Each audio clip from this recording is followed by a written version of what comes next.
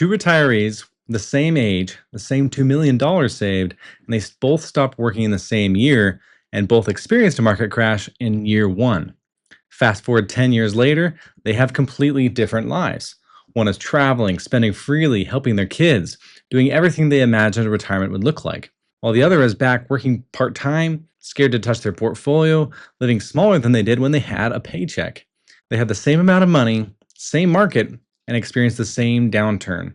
The difference between the two wasn't how much they had saved, how disciplined they were, or whether the market went down, but what structure they had in place before the first bad year hit. I'm Taylor Demars, CFP and third generation financial planner, and I've sat across from hundreds of people making the transition from saving to spending. I want to show you what this risk actually looks like, why it hits harder than most people expect, and what those who navigated it successfully had in place before it happens. But to understand how two near identical portfolios can lead to two completely different retirements, you first have to understand why market risk changes the moment your paycheck stops. Because you've spent 30 plus years watching your portfolio grow. You know market risk. You've lived through 2008, through COVID's ups and downs, and every correction and recovery since then. And what most people don't realize is that the market risk works differently once retirement withdrawals start. Because when you're saving, a bad year is actually a buying opportunity. The market's on sale, your contributions buy more shares. However, when you're withdrawing, that logic flips. A bad year in retirement means you're selling shares at a discount to fund your living expenses. And those sold shares don't come back. They don't participate in the market recovery. That math that worked in your favor during the accumulation phase is now working against you. This is called sequence of returns risk, and it's one of the most significant threats to a multi-million-dollar retirement that most plans never directly address. I want to show you how dramatic this can be with real numbers. This chart shows two different portfolios experiencing investing in the S&P 500 from 2003 to 2022. Two portfolios, both starting at $1 million, and both are withdrawing $60,000 a year for their income. The average return over those 20 years is exactly the same. The only difference between these two lines is that the first and the last year's returns are flipped. The portfolio that started with a strong first year ended up with over $2.1 million after 2 decades. However, the one that took the 18% drop that actually happened in 2022, and if we pretend that happens at the very beginning with all the other years being the same, and also flipping the last year for the first year, they actually end up running out of money by year 17. This is a scenario with the same starting balance, the same average return, and even the same withdrawal amount. But the only thing that changed, which is what year showed up first. Now, I realize this is a cherry-picked 20-year window using actual market data, but nobody pretends to know exactly when the ups and downs are about to hit. But this graph is to illustrate the point that both of these portfolios were invested entirely in the market with no withdrawal structure in place. No buckets, no shock absorber, just a portfolio and a withdrawal amount. But the difference couldn't be more stark. One ending up with double the amount of money and the other not even making it to the finish line. This impact doesn't just happen to someone with $1 million, like in this graph. Imagine if it happened to someone with 2 million, like this scenario that we're about to walk through. Or you go further with 3 or 4 million. My dad, who's been doing retirement planning for over 30 years, has a saying I think about a lot. He says, a small mistake on a small amount of money is a small mistake, but a small mistake on a large amount of money is a big mistake. You see, the bigger the portfolio, the more you stand to lose from getting the withdrawal structure wrong. So let me show you what this actually looks like with a tale of two retirements, all called between Robert and Susan. Robert is 63, recently retired after 30 years of being an engineer, and he had been planning retirement for a decade, feeling ready, confident, and excited to get started. Susan is 62 and just left a long career in hospital administration. She kept kicking that can down the road of saying just one more year until I retire for the past few years, and she's finally pulled the trigger, but is still not completely sure she was ready. In both scenarios, let's assume they start with $2 million. Both plan to withdraw 80 grand a year, and both retire in the same year. And in that year, both of them watch the market drop by 20%, similar to what we experienced recently in 2022. Here's the difference. Robert had already built what I would call a retirement shock absorber, a withdrawal structure designed to keep a bad first year from forcing more bad decisions. Susan also had $2 million, a general sense that she'd be okay, but no intentional withdrawal plan. Same money, same market, the same crash, but only one of them is structured to survive it. But the real danger isn't just the math, it's when the math shows up, because the first 5 years of retirement carry a weight that most people don't expect. Your portfolio is often at its absolute largest the moment you stop working. And from that day forward, you're drawing it down consistently, regardless of what the market's doing. There's no paycheck absorbing a bad year, no employer match softening the blow. And every dollar the portfolio loses in a down year is a dollar that was supposed to last 20 or 30 plus years. So for most people retiring pre-62, Social Security isn't even an option yet. You might even not even claim for several years depending on your strategy. Of course, Medicare wouldn't have kicked in either, so you're likely covering your own health insurance premiums completely out of pocket as well. Every dollar that pays for your mortgage, gas, groceries, insurance, it's all coming from the portfolio. There's no income floor beneath you, so if the market does drop 20% in that window, you're pulling from a shrinking pool to cover the expenses that don't shrink with it. This is the window where sequence of returns risk does its most damage. And it's the window that Susan walked into without a plan. Unfortunately, I've seen this played out many times. People who had done everything right, saved consistently, diversified, chosen a reasonable withdrawal rate, and even may have done a Monte Carlo score giving them a 90 plus percentage of success. But that statistic of a 90 plus percent probability of success is simply a tool. Yes, it runs thousands of scenarios to estimate how well your plan might survive, and it's useful. It's not an instruction manual. It can't predict how often your plan will specifically survive in various markets, and it doesn't tell you what to do, not if but when you experience a bad year. Susan had a plan like that with a good overall vision, but when the market dropped, suddenly that number didn't mean exactly what she thought it meant. Because the sequence of when you experience the up and the downs of the market is more important than the average. And this is where I see most retirement plans missing the mark. They show what the portfolio might do, or assume a gradual or even rate of return over time, but they don't show what you should do when things go wrong. Most people I sit down with for the first time have maybe 3, 4, or 5 different accounts. And when I ask, okay, which ones are you going to withdraw from when the market inevitably has a dip? They go quiet. Not because they're not smart, but because no one's ever walked them through it. Because you see, you don't have just one pile of money. Most people have up to 3 different tax buckets in their portfolio. You're probably familiar with a pre-tax bucket. This is often your 401k or IRA. And then there's tax-free bucket, like Roth money, a Roth IRA. And the third bucket is a taxable brokerage. Each one has wildly different impacts on your plan, depending on not only how you strategically withdraw from them, but also in a down market. And pulling from the wrong account at the wrong time is where the real damage compounds. If you're pulling from pre-tax accounts, every withdrawal is taxable income. When the market drops and you're forced to sell to fund your lifestyle, you're triggering taxes on money that's already worth less. And if you have Roth money, a down market may be a time to leave it alone and let it recover tax-free, depending on the rest of your income plan. Selling Roth assets early in a bad market is a gut punch to your golden goose, which is ideally producing some of your most powerful long-term growth. And this is exactly what happened to Susan's scenario. She didn't have a plan for which account to pull from first, so when the market dropped, she pulled from whatever was convenient, which for most people happens to be their pre-tax IRA. Selling shares at a loss triggers a tax bill she wasn't expecting, permanently reducing the amount of shares that could participate when the market eventually recovered. Robert, on the other hand, was living through the same market. The difference was his withdrawal structure told him exactly where to pull from and in what order, so he never had to touch his long-term holdings. Most retirement plans just show you the total portfolio value, but not where to pull from and in what order. And that changes completely when the market drops.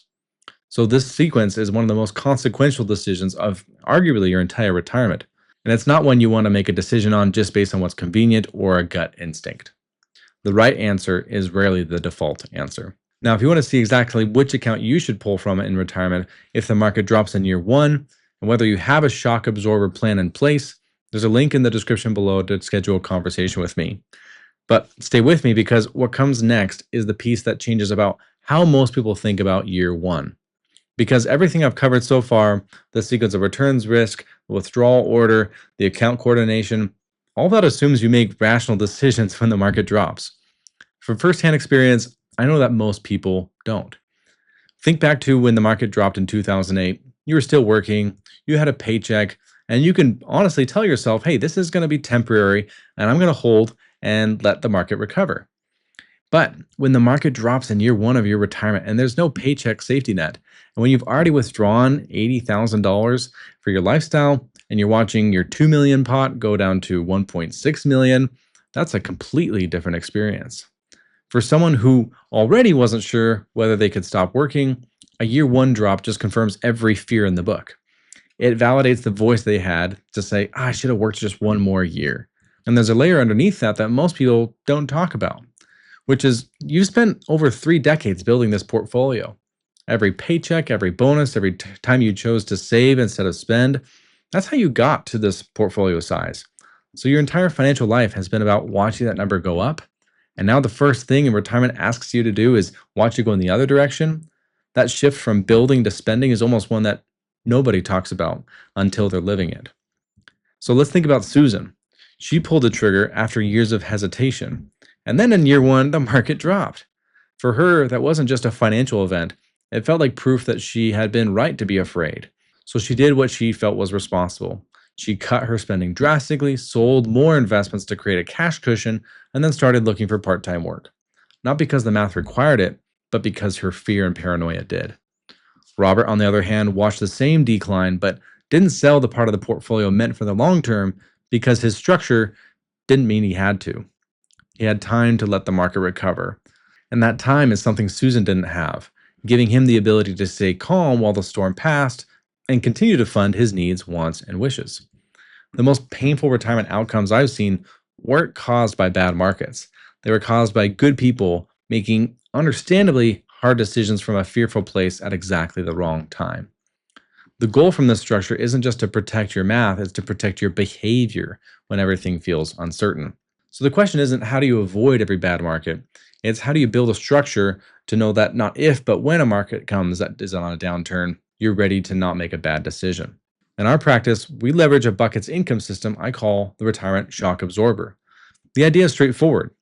You separate your money by time horizon, not by account type, but by how soon you actually need it. The leftmost bucket here is the one that needs to be fed. You will call it your checking account. Whether it's gas, groceries, vacations, emergency needs, right? It needs to make sure that it has the dollars coming in no matter what. It doesn't care if it's from a pension, social security, or likely your portfolio. So we have the other three buckets segmented by time to take care of it. The first layer is often money that's needed within the next year, kept somewhere that can be used at a moment's notice, and it can't lose value when the market drops. We like to call this the pantry because these are supposed to be the funds that are arm's length. Many people call it their emergency fund. Second bucket is your medium term money to keep up funds for about 2 to 5 years of income needs, and it also sits in a conservative position. We call this the bond bunker, as we usually invest in liquid bonds that generate income without requiring one to have their money locked up for a certain period of time. This bond bunker is helping us weather the storm and bridge between your near-term spending and your long-term growth.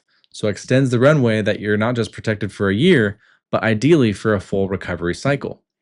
You might recall that the stock market took 5 years from the top of 2008 to the drop to the 2013 when it finally recovered from its drop. Now, your long term money is that amount that's what you anticipate not needing for 5+ years and is growth oriented because you have the time horizon to weather a bad stretch without being forced to sell out of it. And that's what Robert had in place before he retired. Not a prediction about what the market would do, not a perfect portfolio, but a structure that gave him time and flexibility, not if, but when the worst case scenario actually showed up. Now, this approach, of course, doesn't eliminate all risk. Nothing does. What it does reduce is the chance that you're forced into a bad decision at the worst possible moment. Better odds and a better behavior, not a guarantee. So once you have this shock absorber framework in place, something interesting happens. The same down market that forces an unprepared retiree to sell at the bottom can create a planning opportunity for someone who's structured correctly. In fact, in the early years of retirement, before Social Security starts and RMDs begin, your taxable income may be lower than it's been in decades. If you don't need to sell that long term money to pay bills, you may have the flexibility to convert some of that pre tax money into Roth money while the shares are down. Yes, you're going to pay taxes, but you're paying taxes at a lower value and shuffling them into the protection of a tax free account where they then recover. This doesn't mean that Roth conversions are automatically a good idea. They depend on your specific situation, as all this strategy does. Be sure to consult a financial professional to decide how to proceed with your retirement and tax plan. But here's the point: a prepared retiree can use a down market strategically. An unprepared retiree is forced to react to it.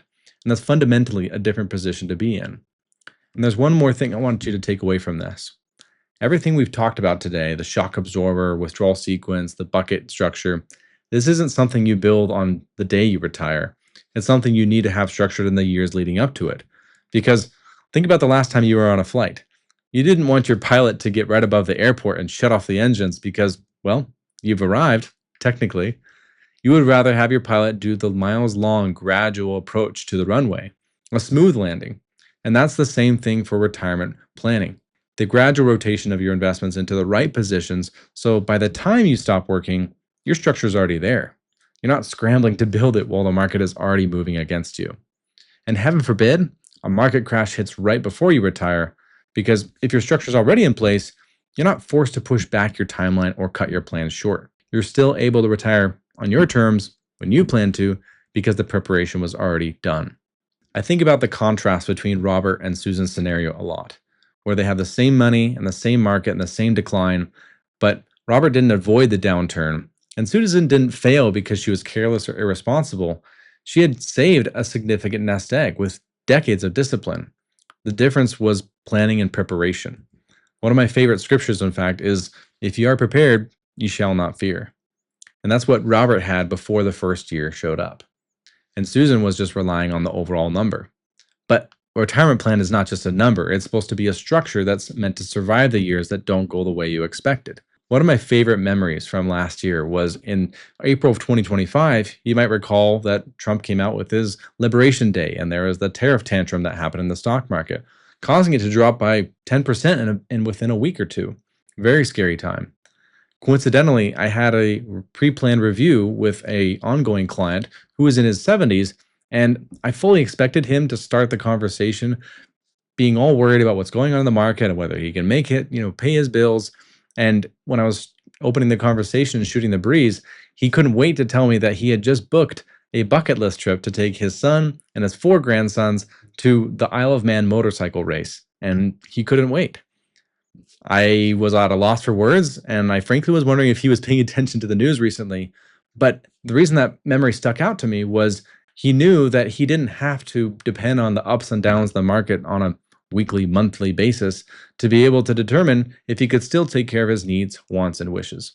That's what the retirement shock absorber framework is meant to do. And if you want to see how your plan holds up against a year one drop in retirement and know which account you draw from first and whether your withdrawal sequence is intentional, click the link in the description to book a call with me, or you can scan the QR code on screen now. We build comprehensive retirement plans without requiring clients to move their investments under our management to do so. But if you're not ready for that yet, I made a case study video for you that pulls back the curtain about even more how we build retirement plans for one of our recent clients. Thanks for watching, and I'll see you in the next one.